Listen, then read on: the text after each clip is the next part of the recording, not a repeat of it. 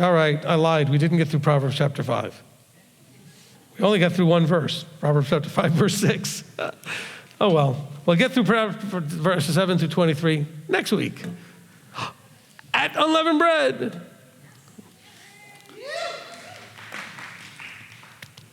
All right, anyway. Okay, so, look. It is what it is, all right? We are humans struggling to be not human. It's the default human thing to struggle with these things, to be fleshly, to want what we want, and do what we want to do, and all those other things.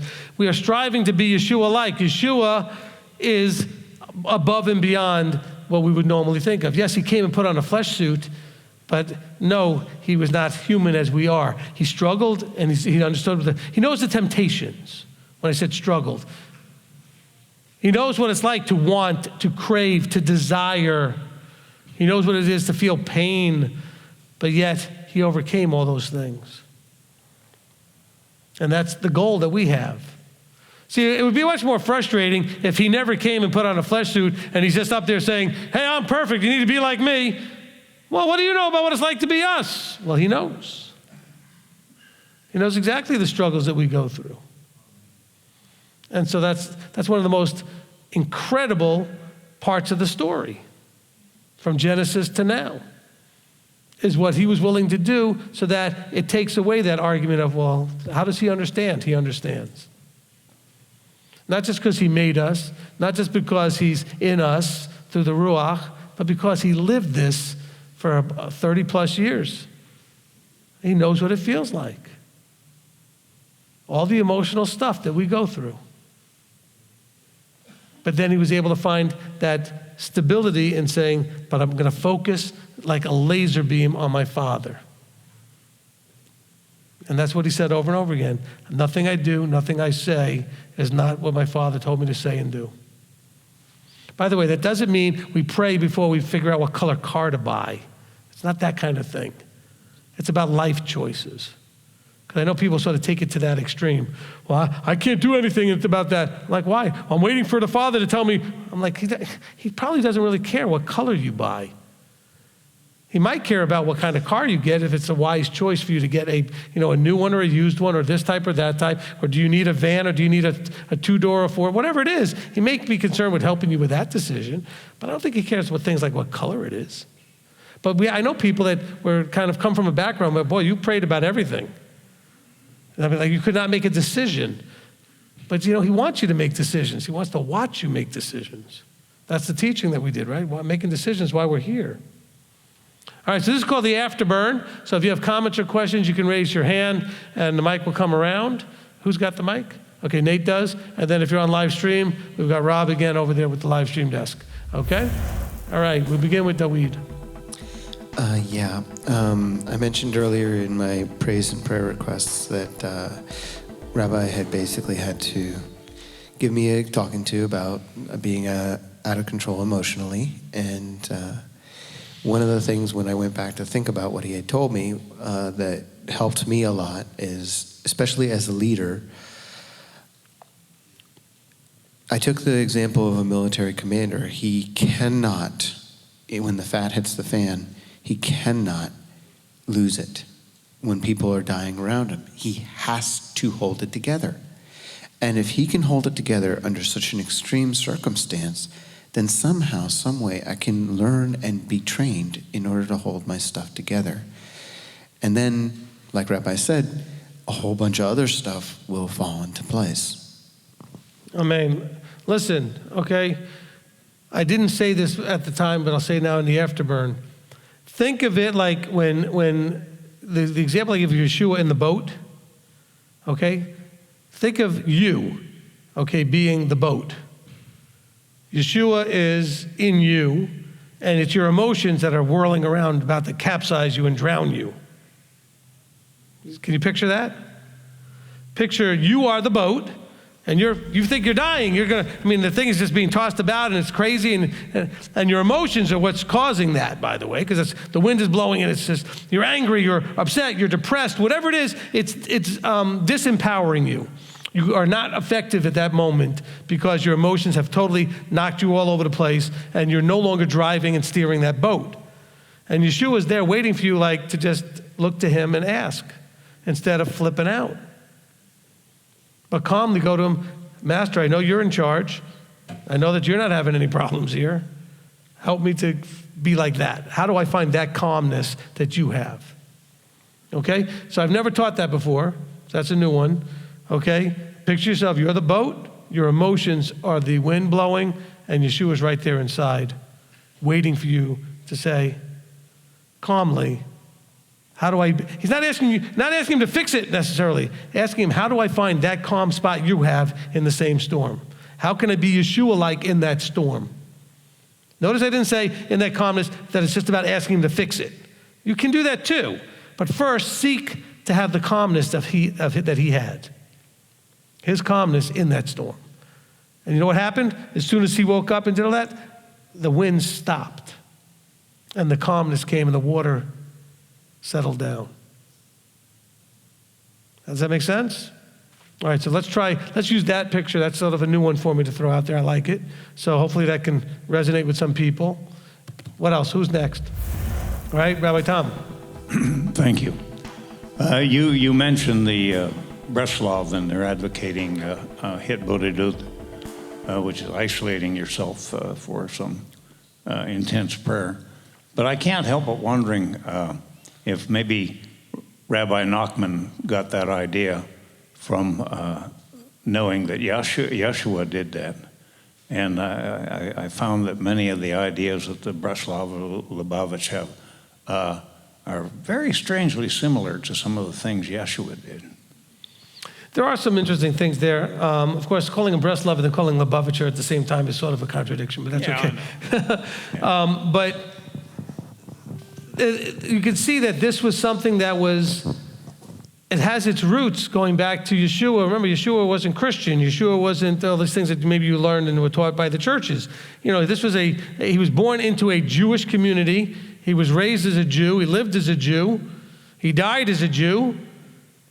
And so they had certain understandings about these things. And then there are things that got lost that were no longer understandings. That's why he picks on the way some of the people were praying. Oh, you think for your many words you're going to be all heard and everything. He says, you don't need a lot of words. Okay? And so some of the guys from, and when he says Rabbi Nachman, Nachman's been dead for a long time. He's the sort of the founder of that particular movement.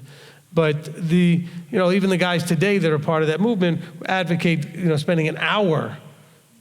Could you imagine taking an hour and just going off and being quiet? You sit there going, but I've got so much to do. But maybe you'd be a whole lot more effective at it if you took 30 minutes or whatever to go. I used to be a personal trainer, used to be manager of a gym, did all kinds of different things. And I used to tell people as a trainer that when you're on vacation, you will have more energy and get more out of your day if you work out in the morning. People say, but I'm on vacation, I don't want to work out, I want to get going. I said, but believe it or not, that workout will get the blood pumping, get the oxygen flowing, and you'll actually have more energy and you'll gain time, not lose time because of it. That's why some of you wonder when you go to like hotels and stuff and you see people working out. We went on a cruise, it was a 4-day cruise. And I would people on that boat, in that gym, every day in the morning to work out, and then they would enjoy the rest of their day. But believe it or not, it gives you more energy, and actually, it's like an investment of time. So to do the same thing emotionally, to go spend 30 minutes, like maybe some of you would go to the gym and work out for an hour, 30 minutes, they tell you, get a quick, workout. Well, you know what? Your body needs that workout to get the blood flowing and the energy flowing, but your mind needs the opposite. It needs the stillness and the quietness to refresh and to clean out and be ready for more. So maybe we should be all looking to we might have to do a challenge. We'll do like the 30-minute-a-day challenge, and you just have to mark off if you get it done. 30 minutes, you got to make that time somehow. 30 minutes, just go be quiet. No music, no electronics, no papers, no books, just you being quiet. Now, by the way, you don't have to go sit anywhere. There are those that go out and do this they got a nice backyard where they can sit and be quiet, or they go for a walk and they find a spot that's quiet. You don't have to do anything particular. You could be standing, but just go be quiet and be still. I don't recommend walking around, because walking around, you're going to be all looking around and getting distracted. Try to sit still and be quiet and unplug. It will help your stress level and your health immensely, I promise you. Because the system is overstressed because it's overstimulated. And it just can't handle that much stimulation. You already know there are things that you own that if you run them all the time, they break. They're not meant to be run that much. They break. Okay? And look, there's a show I like to watch. I don't know why, but there's a show where these guys are out there in Alaska, wherever they are, digging for gold. But inevitably, they want to get a certain amount in a season, and they push the machinery to being run 24/7. And you know what happens every time? They break. Or they push them to their limits, and they break. We're pushing ourselves to our limits, and we're very fearfully made and wonderfully made and incredibly made, but we push ourselves to the limits, and then guess what? We break. We can only go so far and handle so much before we break. And we start to break with cancers and illnesses and diseases and parts of our organs and things that stop working right because we are pushing them and pushing them and pushing them. Same thing with the way we eat. We eat so much chemicals and processed stuff and everything else. It's only so much your liver can clean through, and your colon and your digestive system can just kind of clean through. You got to give it a break. That's why fasting is important, not just on Yom Kippur. You need to fast more often than that because your body needs a break. It takes a lot to process all that stuff every day, all day. And some of you snack and eat all day long. I've been guilty of that. You never give the system a break. It needs a break. Where's the mic? Who's next? Okay, Marty? So what would you say is the difference between someone who is considered unstable and another person who's in a progression of faith where they're discovering and finding different levels of truth in their life? Like for me, I was raised Pentecostal and went into Methodist, went to Baptist. I went through a few things and ended up where I'm at now. Okay. That's a really good question.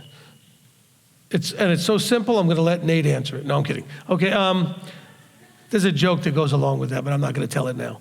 Not the Nate part, just the idea that the question was easy and give it to somebody else. No, it's a great question, and the answer to that is intent is the point, okay? Why are you going from place to place? If you're going from place to place looking for something that makes you happy, that matches with you, that's still unstable. All right? If you're going from place to place looking for the truth and trying to find the teacher you're supposed to find, if you're searching for that piece that he says and you just don't find it, you keep looking for it, then you're unstable to a certain degree temporarily, but you're going in the right direction looking for the stability. In other words, when I had a lady come to me, and I've told the story 100 times, where I had a lady ask me after services one time at a place I was visiting, because I was maybe going to be the rabbi there. She said, well, I want to ask you a bunch of questions. What she wanted to ask me was if I lined up with her. Her looking for a place to go had the wrong intent. She wasn't looking for the right place to be. She was looking for the place where she would be most comfortable because it lined up with her. That's not stable. Because no place is going to match up with anybody if that's what you're looking for. But you were looking for the truth, and it wasn't where you looked. And so you went someplace else hoping it was there. And now, I can't imagine you be leaving here. You came here, you're stable, you found, and so you're here. Okay, so it's the intent. Now, does it look unstable to those around you? You got family members, children especially. If you're old enough that you've got older children, like teenagers and adult children, they probably looked at you like, well, you can't seem to make up your mind. They're just thinking this is the next little thing you're doing for 5 years and then you're going to change. And you got to show them that that's not true. You were just looking for this, and now you found it. But you have children who look at you like, especially the first year or two that you're doing this, some of you have children that gave you almost no grief when you first started doing this because they just figured that you'd give it up after a short while and go to something else. Anybody even know what I'm talking about? Okay? But then when they realized you weren't about to change, then all of a sudden now they started giving you grief. I counsel a lot of people with that. Children that just figured, well, I'll just watch them. They've done things before for a year or two and then changed. This will be just like that, I'm sure. But now they see that you're not changing. Well, you're changing internally in your behaviors, but you're not changing to another thing. You're not moving on. And they're seeing that you're becoming stable, and now that bothers them. Now they're going to give you grief. Because they figured, well, they'll just change again. So the answer to you is, it looks unstable and actually is unstable to a certain degree in terms of the way it's functioning. It's an instability in your life until you find the place. But it's not you being a person who's just tossed about because you're unstable up in your mind and in your heart. You're actually actively looking. So in terms of how it's affecting your life, it's affecting it like an instability would, but you're not that person who's just being tossed about because emotionally and your desires are just, well, I don't like this, I'll go to the next one. I don't like this, I'll go to the next one. Okay?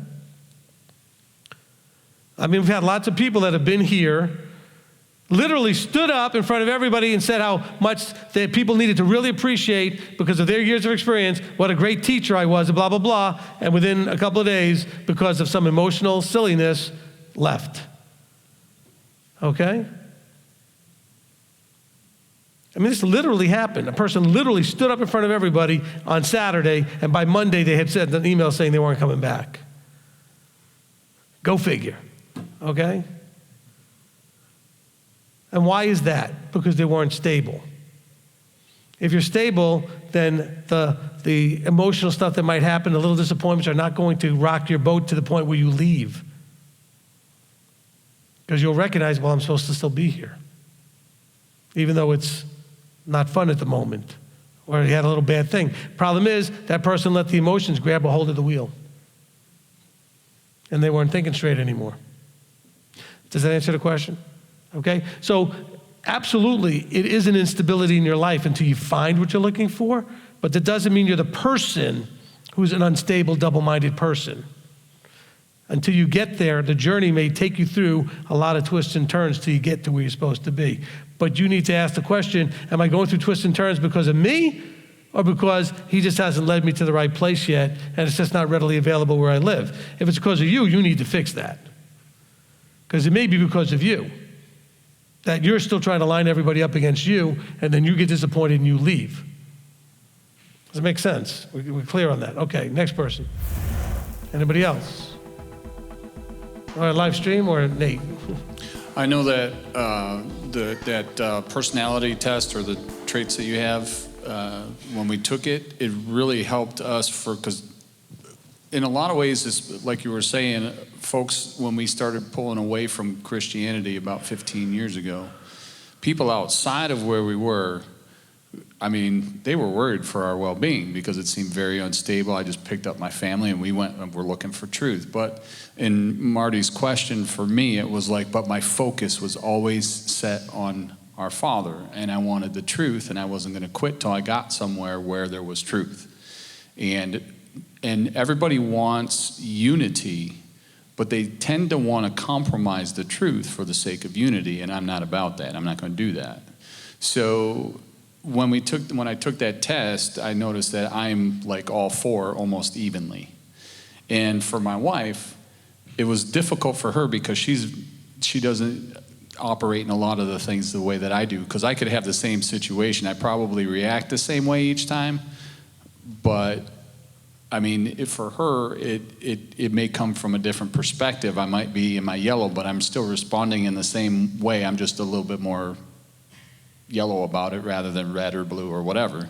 So, but for you to bring that out in me and help me go, oh, okay, this is why she's having difficulty understanding me, because it seems like I'm fluctuating so much. Right. And so so because of that, you've helped me kind of get a little more stable. And I asked my wife today when she said, I said to her, do I seem less unstable? She said, well, you're getting a whole lot better. So well, there you go. But my focus has always been the same.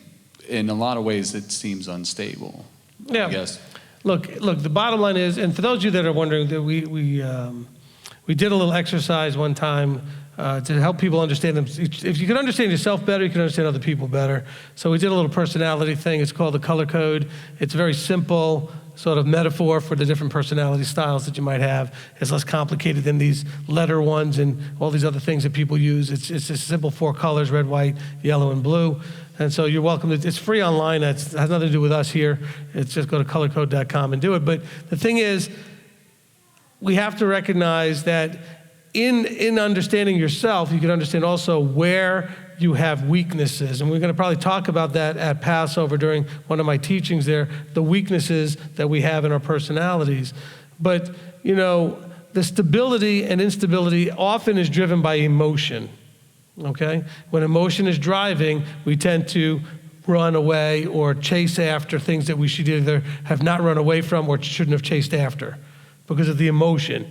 We either panicked and ran away too soon, or we got all excited and chased after something we didn't need to chase after.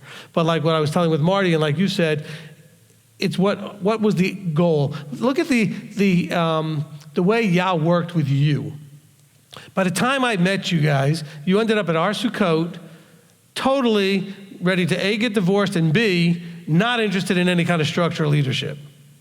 And you came to a place where all I was talking about was structure and leadership. Okay? But that was Yah knowing that was what you needed. Okay? And then the first council I did with you, and again, this is not picking on anybody because they're wanting you to learn from them. Dawn was so emotional that I was able to punch through, so to speak, that emotion, and she all of a sudden could hear a little bit because the emotion at that moment had the white knuckle grip on the wheel. And that's when things started to work. And you also had an emotion, I'm not listening, I'm not interested in leadership, and I got you to emotionally let go and open to the consideration of a possibility, right? And so that's where this unstable base comes from. It comes from a negative emotion. Negative meaning it can still be a positive emotion where you're excitedly running after, but it's negative to your life. In other words, it's not helping anything. But you have this emotion that's not useful driving you. You're chasing after something that you shouldn't, or you're running away from something where you shouldn't be running. Okay? Now bear in mind, my first introduction was I just said, hi, you guys are new, I don't know you. And they were like, hey, whatever you're selling, we're not buying. I said, okay, have lunch. And I walked away from them. That conversation was about that long, right? I just said, okay, cool, bye. And it was others that forced them to sit down with me. Okay, said, you need to talk to me. Okay, I said, and when they came to me, I said, listen, I'm not talking to anybody who doesn't want to talk to me. That's up to them. They were not interested. Okay? But Abba put them there at the right time, at the right place for what they needed at that time. And it certainly didn't look that way to them after the first sermon going, oh boy, all those guys talking about leadership and structure and blah, blah, blah, But it is what it is, right? But we can look back and see the hand invisibly moving things along. And it's beautiful. But see, she could have reacted differently after blathering this emotional stuff at me, and then I tried to push through. She could have got real offended and just walked out and said, I'm done. But to your credit, you didn't. You did tell me you didn't like me still, but you were listening. The next day with a smirky smile on her face, she goes, I still don't like you, but I'm listening, okay? But that's the thing is if you're willing to listen, right? That's all Abba's talking about is, are you willing to listen? Give it a chance and stop all that noise. That's all it is sometimes you guys don't like the way I talk to you because I'm trying to push through all the noise. The noise in your head. The wind is blowing. Have you ever been someplace where the wind is blowing, how noisy that is? I mean, it can be really loud. If it's windy enough to knock a boat over, that wind is howling. And so I have to sometimes push through that noise. I don't always use the gentlest of techniques, not on purpose. I just have to use what I use. I only have so many tools in my toolbox. I'm working to develop new ones, more gentle ones. But sometimes it's like the old, in the movies, the person's just out of control and they have to give them a slap or they have to throw water in their face or something just to snap them out of it. I have to snap you out of it somehow, sometimes, and it's not always going to be fun. But once you calm down, the conversation changes the whole tone. Okay? I mean, there are times when I've been on the phone with certain people where I've had to be very, very, very loud because they were very, very, very loud. And then once they finally was louder than them and they finally slowed it down, everybody slowed down, everything got softer, and we talked quietly. But you have to you got to get that, let's let go a second. Shh. Calm down, take a breath. But I might have to be louder than you to get there. And I am louder than you, just trust me on that one. Okay? You may not think so, but if push comes to shove, you'll see. And it's not, I'm not proud of that. It's just necessary. Okay, because sometimes you can't hear me through all of your noise. It's just, right? And somebody's got to push through that noise. And my being really quiet and gentle with you may not work. It may, I'm just not good at that side. But if I get loud enough, stop, okay, good, now let's talk. And then we get there and it works. But you've got to not run away. You've experienced that too, right, Candace? We had that kind of a thing, okay? But what you have to do is not run and not get offended, but understand it's just a technique and a tool to try to get through the noise. Because you don't know when you're in the middle of it that it's all noise. The emotions are driving so strongly that you don't even get a say. You're just running on pure emotion. You are so angry, so upset, so afraid, so something. This is vital stuff. I mean, we could keep Sabbath and keep feasts and not eat pork and blah, blah, blah. Great, but you know what? Emotionally, we are so unstable and so ineffective in what we're trying to do because the emotions are still driving. Because we have so much emotional unrest. I don't know what the right word is for it. We are so driven by our seeking or running away. But I want, but I don't like. I'm afraid. But what if this happens? Well, I think he's going to do that. Or I think she's going to do this. And then someone's got to go, shh, stop.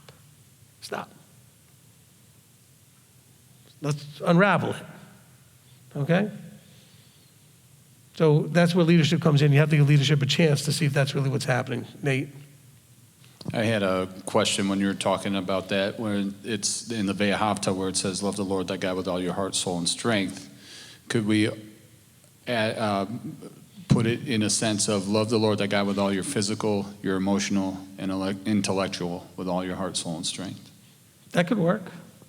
But just remember that the emotions, even in loving him, can get you in trouble.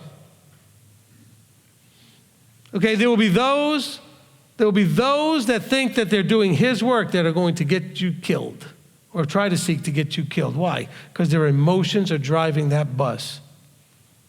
Okay? So, be careful in your emotions towards him that it's not. See, there are people that will leave, especially if they got a charismatic background. They will leave this, not just this congregation, they'll leave this quote unquote movement, so to speak, because it's not emotional enough. It's not, just allowing that emotion to just explode everywhere. And my problem is that somebody has to clean that up afterwards, and I don't want to do it. So let's keep that emotion under control, and you can get very excited. Look, some of you have cried while I'm teaching. Some of you laugh, full belly laugh. I mean, just big laugh. Some of you, just feel abundant joy, whatever it is during the teaching. But you're not having to roll on the floors or jump and scream and dance and go, because then we start to get the emotion to allow that emotion to grab the wheel. Not always, but you open up that door. And so we have to be careful that we're not just opening, because then we start becoming addicted to that feeling. And that's why people then start coming to certain places, because it's going to make them feel a certain way. I don't want you coming here because just of the way it makes you feel. You come here because it's the right choice to make, period. And then I hope you feel good as an additional benefit. Does that make sense? But you don't want to come here because of the way it's going to make you feel. Now, when I say that, that doesn't include things like feeling safe. You should feel safe, all right, and other things. But I'm not coming here because, Do you know that's why churches now, you drive by this down the road, and I see these big digital signs saying, we've got our contemporary service, and then we have our full gospel service, then we got our rock service. That's all based on the music. So people can choose which one's going to make them feel the way they want to feel. Which one's got the teaching? That's what I want to know. I mean, we got great music here, but that's a bonus. That's great. I mean, we got really talented people and help us really come into that place of really praising him and singing. But if that wasn't even, for years, I just do some CDs and stuff. It doesn't matter. I'm not trying to diminish the value of the music, guys. It's about being here for each other and for him and sitting at his feet and learning what we need to learn. And that's the important thing here. And not just because of the feeling. All right, Candace. Well, I want to comment on something. When Rabbi started counseling me, I would get on the women's Marco Polo, and I'd be so emotional, and I'd be saying things that Rabbi would be calling me up and saying, "Why did you say that?" And I mean, I describe Rabbi as a get-in-your-face kind of person, because you do. And I'm like, I don't know. Why did you do that? And so you made me promise, when I get that emotional, to back off the women's chat. And so when I was getting ready to move, and a lot of bad things were happening all at once, I was getting beyond overwhelmed. And I had to back off of the woman's chat because I was afraid. I remember what Rabbi told me. You told me, don't get on when you're over like that. Don't get on there. Because my emotions were just running wild, and I had nobody there to help me bring them in.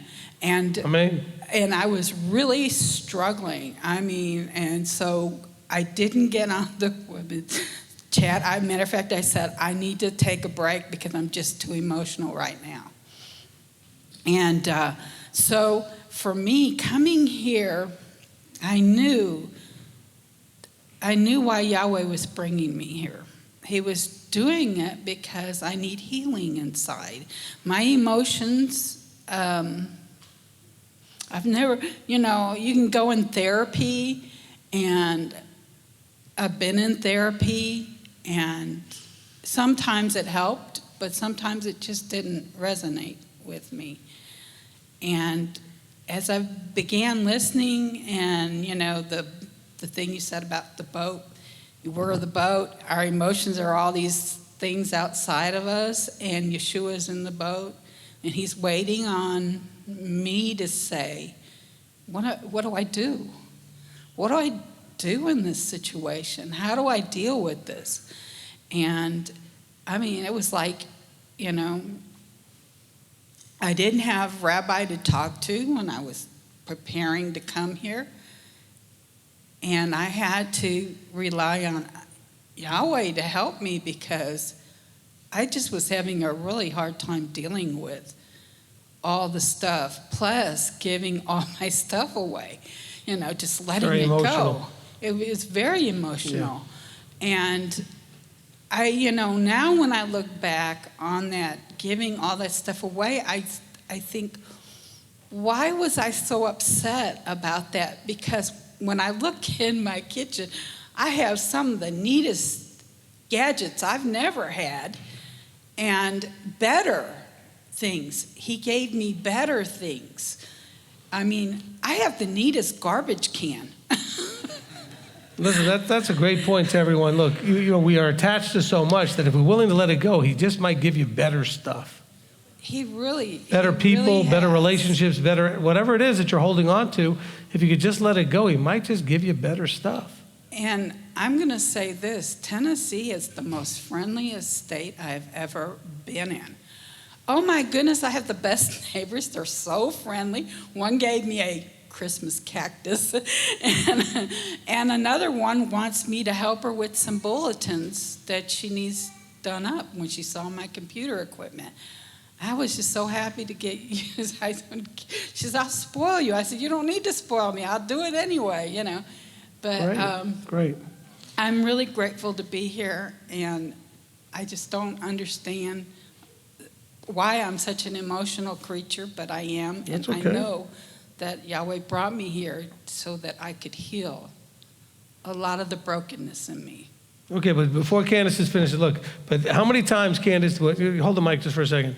How many times in the conversations, because of my approach and because of where you were emotionally, you had those moments where you wanted to, and I kept telling you, don't quit, Don't quit, right? I said, don't quit on me. I'm not quitting on you, because I know it was hard sometimes when we talked.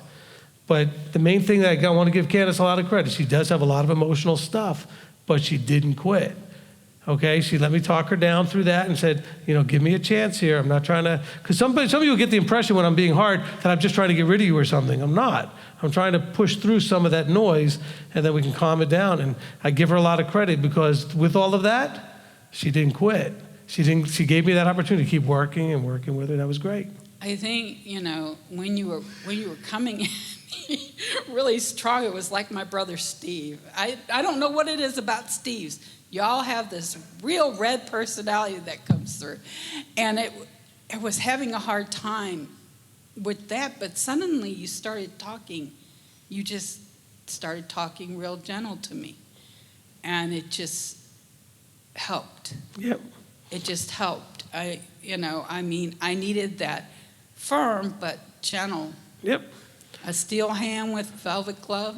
Well, see, and again, thank you for that. Okay, so just everybody can understand, if you are patient enough to let me do the harder part to get through, the soft part is there. Okay? The Taylors can tell you that. Candace can tell you that. Anybody that's talked to me can tell you that, sure, I may get in your face, because sometimes you need someone to get in your face. But then once we're there and I broke through that noise, we can calm it way down. And then I soften my voice, we talk more gentle, and we can get to where we need to get, But that noise and that thing that's going on, look, never, I'm going to give you a few, here's some of my rabbi's wisdom, whatever you want to call it. Never post anywhere when you're in an highly emotional state. Don't post on Facebook, don't post on Instagram, don't text people, don't do anything when you're strongly emotional. Because you will look at it later going, why did I do that? And you can't undo it. I mean, you can delete it, but everybody's already seen it. Okay? Don't do decision-making and do anything publicly that you may regret when you're not in control of that wheel, when the emotions are driving, because you are more likely to embarrass yourself or hurt somebody's feelings or whatever it is, and you can't undo that. It's like, the old thing about, taking the pillow with the feathers and popping it open and saying, okay, putting them all back is not really going to be such an easy thing to do. Okay, so that's my encouragement to you, especially you ladies, because a lot of ladies are one of the ones who are active on the postings. Don't post when you're upset, especially. If you're frustrated, upset, disappointed, angry, offended especially, oh my goodness, if you're offended, do not post. You will do something you'll regret later. Don't post. I don't care where it is that you normally post, don't post. Calm down first. Maybe get counsel first, but don't post. If you're having a problem with somebody and it's personal, don't be texting when you're in that place. Okay, anybody remember Groundhog Day? Don't drive angry. Okay, never mind, that's a Groundhog Day movie joke. But anyway, don't post angry. Don't text angry. The more upset you are with someone, the more you need to talk to them, and that means you need to calm down so you can talk to them. You're not talking to them when you're texting. You might be communicating, but that's not talking. They need to hear your voice, your tone of voice. They need to hear your heart. And I only use texting for, where are you? I'm on my way. I'll be there in 10 minutes. Are you coming? Simple yes and no things. Okay? I don't use it for anything that's substantive or important, because people will misinterpret. Anybody had their text misinterpreted ever? Like everybody. Okay? Don't use texting for important things. You will have a lot more shalom. Okay? Just saying. Because anything you post anywhere can and will be used in the court of against you. The court of public opinion against you. They will interpret it in ways you never meant. And you'll be like, well, I didn't say that. I'll say, well, it says this. Well, I don't know why they thought it meant that, because you posted it and anybody can read it any way they want. And so don't post. Okay? Keep it simple, keep it straight. Okay? How many of you have noticed that I never post anything except repostings of teachings? I just post links. Did you ever notice that? I never post. You never see me saying anything. You know why? Because I've done it a few times and it always blows up. I learned the lesson. So you never see me comment on anything or post. Now, if people ask me questions, I will occasionally jump in there and answer their questions. but I'm not posting. I'm not just jumping in uninvited anywhere, okay? All right, very important. Okay, Daweed? Yeah, I experienced something that happened to a shepherd at one point in my life. Sheep, as well as basically all cattle animals, they're very skittish, you know. So by shepherd, you mean actually a shepherd of sheep? Yeah. I just experienced teacher, this thing but, that, yeah.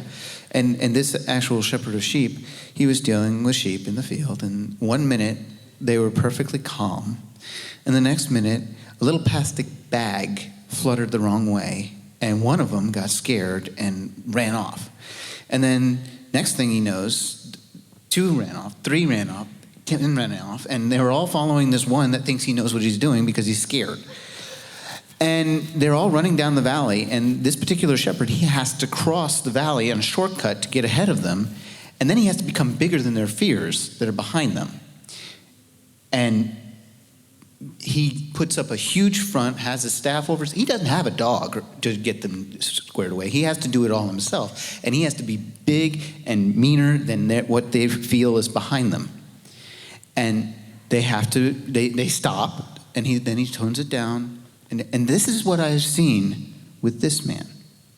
He's always like this. When I'm emotional, or wherever I've seen him deal with somebody else who's been emotional, he's always like that. He has to be bigger than your fears and get you to calm down. But once that happens, he is one of the most gentle people I have ever known. Oh, thank you, Daweed. Appreciate that.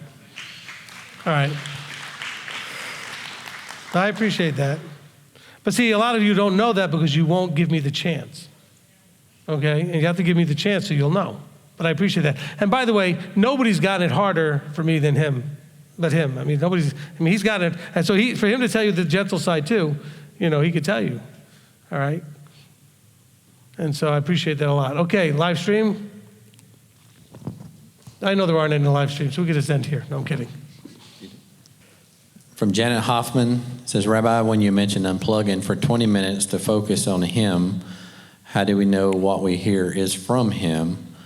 I used to go in my closet and always got scriptures in my head. Is this one way he talks to us? All right. Okay, so I'm glad Janet said that because you guys already, if you're thinking like Janet, you've already missed the point. Janet, I'm not picking on you. Stop thinking like a Christian or like a whatever you were before. I want you to be quiet. I didn't say that you had an agenda. Don't go there expecting anything or looking for anything. Just be quiet. And whatever you experience, you experience. And then if you don't know what to do with what you experience, then you make a phone call and you call me up and say, this is what happened when I was quiet. I don't know what to do with it. Okay? But you're thinking it's to a task and I'm going to accomplish something. No, you're actually going to unplug and do nothing. And you know what? Nothing might happen. You might not hear anything. You might not experience anything, but you will have accomplished unplugging, which will de-stress your system and will calm things down. But don't go into it with an agenda. Your agenda is to have no agenda. Just be quiet. Let your mind go through. Its first thing it's going to do is do something that's, from a psychology point of view, is called sort. It's going to sort out all the stuff that has been accumulating in your brain. This happens sometimes when you can't fall asleep at night. Your brain goes through all this stuff. And that's where it's taking all this stuff that's in your head and compartmentalizing it into where it belongs. That belongs in this shelf. That belongs in that shelf. This is stuff I'll deal with tomorrow. So you have to sort through stuff. Sometimes it helps to just write it down, and that helps your brain sort it out. But until it gets all sorted out, you can't go to sleep. You all know what I'm talking about. Well, the same thing's going to happen if you're in a busy day and you go to unplug for 15, 20 minutes. It's going to say, oh, we're unplugged? Good. I'm going to go through the sort thing, and I'm going to start sorting through. And so your brain's going to get very active possibly at the beginning, which is why I say it's going to take 15 minutes, 10 minutes before that even gets you anywhere. Okay? All right? And so, what I'm saying is, and Janet, I'm not picking on you, your question was great, because this is the problem that most people are going to have. They're going to think that I'm going to do this to accomplish something. Well, you are. You're accomplishing unplugging. You're accomplishing the actual sitting still and doing nothing. Don't try to control your thoughts. Don't be concerned with them. Just let things, just let. Okay, just let. Just allow it to do whatever it does and just be a spectator. This is not like some sort of meditation you're going to and whatever. No, just sit and be quiet and see what happens. Just allow, okay? And you start getting good at that, he might inspire you about something that you need to do in a way that you didn't think of before that's now going to fix a problem. Or it's going to, you know what I'm saying? He may allow. Do you know that, I want to give the right name. I think it was Edison, okay, who anytime he had a problem or a roadblock, he went and took a nap. Instead of fighting and banging his head against it, he'd go lay down and more often than not, he woke up with an answer. Because he gave his system a chance to sort through, stop stressing, and relax, and let answers come. I was one of the best test takers that I knew as a kid, studied almost nothing. I had a fairly high IQ, so it helped. But I never really studied all that much. But when I did study, I knew if I could go into the test relaxed. You understand what I'm saying? I would get a decent grade. So I tell people all the time, who get nervous about tests. Why are you nervous? If you relax, you'll do better. Just relax. The information's here. Your problem is in retrieving it. If you're stressed, you're not going to retrieve it. There's times when you're stressed, you don't remember your phone number, you can't remember your name. There's times when you're stressed, you can't remember very basic things. The higher the stress. If the information went in, everything you've ever experienced is in your head still. You could pull it out if you had the calmness to do it. You could. The problem is our retrieval system is terrible. The storage is not a problem. But it's all in there. But we don't have that calmness to be able to do those kind of things. And so, just understand, thank you, Jana, for that. When you go to do this, if you go to do this, your whole goal is to do nothing. Just to allow whatever happens to happen. In other words, there's no way you can go and spend that 15 minutes and come back and say, I think I did this wrong. But there's no way to say that because you're not looking for a specific result. If you sat still and just let anything, in other words, you didn't actively do anything, you weren't actively trying to think of anything, and by the way, you'll think of tons of things. Just let your brain go wherever it goes. It'll calm down. It'll take about 15 minutes, it'll calm down. But you have to be patient enough to get to the second 15 minutes. But your brain's going to be like, finally, she's sitting still. He's sitting still long enough to kind of work out a bunch of stuff. So let it. My brain used to do that sometimes. My wife would tell me, just laying in the bed next to me, we were trying to go to sleep, she'd be like, can you turn that thing off? I said, what? Like I thought the light switch or something. She was, I could hear you thinking. I could feel it. It's like, shut that thing off. My brain's like, bzzz, Some of you liked when I went like this. Hey, he's crazy. Okay, so, all right, so let the brain do what it's got to do. Matter of fact, best to do that before you get into bed. That way when you get into bed, it's a lot easier to fall asleep. You've already done it. But some of you like to watch TV or read books or whatever you do right to that last second, and you're like half dozing, then you're going to go to bed. Next question, for Servant of Yah. Question, what about those keeping Torah on their own, those who live alone, work alone, and those who like being alone? Could autonomy keep one from entering the kingdom? Not sure I understand the question, but no. Look, if you're by yourself, and that's sort of the default to where you are, hopefully you get to spend some time, like coming to a feast or something else, where you get to spend some time with people and learn how to do the relationship that he says, loving each other, love your neighbor as yourself. So you do need to spend some time with people, but that doesn't mean you have to be with people a lot. There's some people that kind of like to be on their own, and that's fine. That's not going to keep you out of the kingdom. The kingdom is all about, are you becoming the type of person he wants to live with forever? That's it. That's the only thing the kingdom's all about.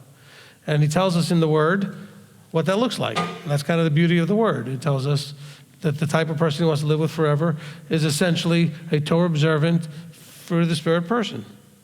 So you walk out the commandments in submission to his authority with love, joy, peace, patience, etc. Okay? Now, if you've been alone and you're always alone and you're not ever seeking out any time to be with anybody, you will probably struggle socially in the kingdom if you have not made that opportunity. So I would encourage you that you need to, find a fellowship. Like even the fact that you're online right now is great. You're interacting with people online. You type something in. Okay, you need to get those skills developed that have to do with interacting with people. Because the forever thing is not forever just you and Yeshua. It's the Father and the Son and a few billion people, okay, living forever. So it's going to be a place filled with beings, and you got to learn to interact with them and love them and all that kind of good stuff. So that's why you may want to find a way to save up and come to one of the feasts, one of the events, and spend time with people. That's it? All right. They're coming down already? Good. Excellent. All right, so we're going to wait on the children to come down, and when we get them all down here, Kurt's going to go ahead and lead us in a closing prayer. I appreciate everybody's patience in going through this. Look, it may sound almost like the same stuff every week, but you know what? I went to different places every week and read different verses, and they're still always talking about the same thing. So don't get mad at me for saying the same things. As a matter of fact, wait till we go through the rest of the prophets to get into the New Testament. They're all still saying the same thing. So it's important that we get that. Because the good news, bad news thing is this. The issues we have are the same issues people have always had. So think of that as good news or bad news, any way you want to take it. You are not suffering through anything that's unusual. Same stuff that the Israelites suffered all the way back to the garden when it was just not even Israelites, just Adam and Chava. They suffered with the same stuff. Self and emotions getting in the way of submissiveness to authority. That is really the problem. Trust and belief against fear and doubt. There are like 75 problems out there. That's really the whole thing right there. You figure those things out, your life will be much happier and you'll be much more successful in your trying to do all these things. Shabbat!